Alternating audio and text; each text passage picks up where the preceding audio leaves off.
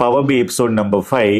మనకు power below ముఖ్యంగా are మేజర్గా కనిపించిన కంపోనెంట్స్ ఏంటి అంటే 4 అని చెప్పొచ్చు. మొదటిది పవర్ క్వరీ. పవర్ క్వరీలో మనం ఏం చేస్తామంటే మల్టిపుల్ సోర్సెస్ నుంచి డేటాని తీసుకొచ్చి డేటాని ఈటీఎల్ చేస్తాం. రెండోది ఏంటంటే power pivot. So power pivot ఏం చేస్తుంది, పవర్ క్వరీలో క్లీన్ అయిపోయిన డేటా అంతా కూడా తీసుకొచ్చి ర్యామ్ లో లోడ్ చేస్తూ ఉంటది. ర్యామ్ లో లోడ్ చేసినప్పుడు కాలమ్నార్ డేటాబేస్ క్రియేట్ చేసుకొని ఈ డేటా కంప్రెస్ చేసి ర్యామ్ లో స్టోర్ చేస్తుంది, డేటా మోడలింగ్ చేస్తుంది, అలాగే డాక్స్ ఉపయోగించి న్యూ ఇన్ఫర్మేషన్ క్రియేట్ చేస్తుంది. మూడో కంపోనెంట్ పవర్ వ్యూ. అక్కడ ఈ డేటాని పవర్ పివట్ లో ఉన్న డేటాని తీసుకొచ్చి మనం రిపోర్ట్స్, విజువలైజేషన్స్, చార్ట్స్, గ్రాఫ్స్ ఇవన్నీ చేసి మనం ఈజీగా స్టోరీని క్రియేట్ చేయొచ్చు. మనకి కంపెనీలో ఏం జరుగుతూ ఉందో ఒక చార్ట్ రూపంలో, ఒక డాష్ బోర్డ్ రూపంలో మనకి అండ్ యూజర్స్కి మనం తెలియపరచవచ్చు. Lot of graphs, visualisations, reports అన్ని కూడా పవర్ వ్యూలో క్రియేట్ చేస్తాం. But last component power B cloud service.